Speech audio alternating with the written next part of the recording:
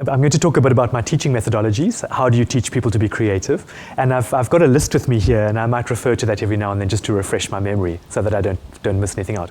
So the first thing that's critical is the activity of making, and I call that make. So if you're not making something, you're not being creative.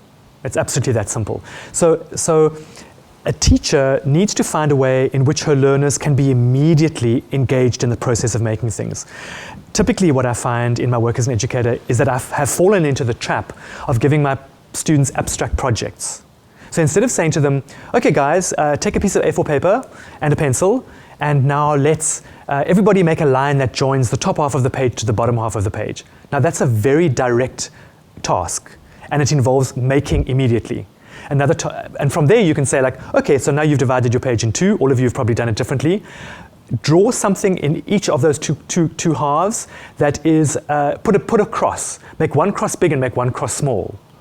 Now what's happening is they're not having to think, which is often a big problem, thinking. You know, thinking comes while you're making, not before often. So they don't have to think, but they're immediately engaged in making a mark with a pencil and dividing the page and getting to know the borders of the page. They're composing, basically.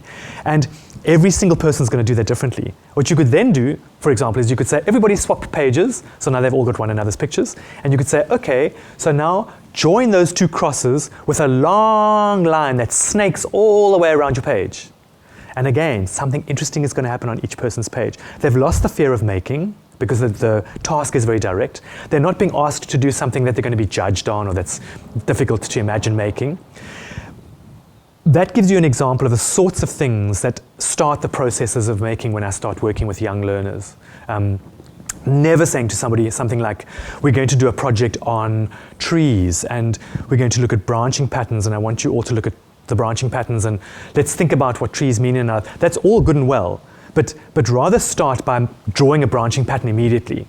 And once you've got into branching and maybe drawing leaf shapes or whatever, then start looking at trees and start thinking about leaves and allow the project to grow organically as an idea out of the process of actually making. Other tips in terms of getting people to make, always start by copying if you can. Find things that other people have made and copy them. Don't copy them carefully. Don't copy them well. Don't care if they're bad copies. Allow the copy to change in any way that you like. Don't spend too long on it. But use somebody else's composition and somebody else's ideas, the way that they've used color, the way that they've used line, the way that they've sort of set up the elements on the page, the shape of the format that you're working on. It could be square or vertical that you've stolen from them, but constantly steal from other people. So always have a source if you can. If you're a teacher or if you're a student, if you've got access to something like Pinterest, make sure that you're constantly kind of filling up those Pinterest, that you're pinning things that give you inspiration should you suddenly need it to copy from. So there's this huge fallacy that originality means that you've got to come up with everything by yourself. And what that actually means is it means that you're drawing on resources that you don't have in most cases. And so people end up making things that look like everybody else's work that don't have any resources. So the irony is that people who are trying to be original when they're young typically make work that looks like everybody else's work. It doesn't look original. Whereas if you start finding things in art history, in popular culture, it might be musicians you listen to, it might be an album cover, it might be a tattoo that you've seen online, whatever, a flower arrangement that you love, a performance that somebody else has done in a music video, take that and use that as the basis for the thing that you're going to make. And talk about the fact that you've done that. There's absolutely no shame in that. Throughout the whole of art history, in all creative fields, architecture, interior design, fashion, performance, fine art, that's how artists have typically learned.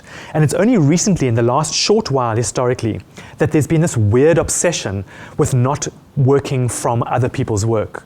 And the most exciting things are often when you see one person, or when you see an idea that is picked up by many people and it gets translated each time into each new person's life and materials and ideas, because you can never make the thing exactly the same when you make it from somebody else's work. And there's no need to anyway. Another very important thing, of course, is to work on a small scale. So again, there's a tendency to want to think that we need to make something big in order for it to have some kind of force in the world. This is absolutely not true. In my work as an educator, when I was working in high schools for many, many years, typically my students would work A4 or smaller. And so my exhibitions were, in terms of the amount of space that they took up, were very small. But the force of each work, beautifully displayed, was incredibly intense, so that when you went into the work, you could see that a lot of thought had gone into making the work and a lot of technical skill, a lot of imagination. So there are all kinds of reasons for working small. One, of course, is that you don't use up a lot of materials. Another, of course, is that it's much easier to store something that's small. And we all know the problem of storing work. And I'm talking about the visual arts now, that when you've got large works, they get dog-eared and they get bent and things look terrible. And you have to take the work home and there's no space under the bed and things get lost. But when things are A4 or smaller, it means that all you need is a flip file or a little concertina file or a little box. And as you make the work, you just pop it into there and it's kept safe until the end of the year. Other reasons for making things small are that you finish things typically earlier. And this kind of brings me to another point in terms of my teaching methodology. Don't take long with a work. A work should be finished in one period. Finished. Absolutely finished. So never allow a work to go on longer than one period, because everybody's just going to get bored. If you learn to make things in a short amount of time and you learn the principles that are involved in making a successful picture, which are things like filling the page, so not leaving a big white empty background, just fill the background with a color, for example, maybe leaving a little white border, filling the page with your subject, which makes for good composition. So let's say you're making a picture of a face, make the face big enough so that it gets close to the edges of the page. That's good composition. Now these are things that experienced educators will know about and will be able to impart some of those picture-making techniques to people. So it means that if you're making a picture and you've only got an hour to make a picture, and you follow those rules, you can make a picture of absolutely anything, but it's going to be a successful picture. Of course, if you're working on a small scale and you're working, and it's not taking very long, it means that you can make many, many, many, many pictures. And at the end of a year, instead of having 5 big pictures, you're going to have 10 fabulous pictures that are absolutely, absolutely amazing, and you're going to have 100 pictures that were part of the process of making those pictures. And often those unsuccessful pictures, those ones where you're just experimenting and you're just trying things out, the pictures that I think have failed when I'm making a picture, I never throw them away. It's very important to keep them for a while, at least for a year or so. You just put them into the box and you don't look at them, because obviously if you look at them you get a bit freaked out because you think that you've made this terrible thing and you think that you're a terrible artist. So you just put them away. And if you come back to them a bit later, it can be a couple of weeks or a couple of months later, very often you start to see something in those pictures that you didn't like, that either you realize you really like, or that become the seed for something that you can use in new pictures. But if you make something and you don't like it and you throw it away, you've lost the feedback that little kind of messy work, that little experiment could give you, and that's lost to you forever.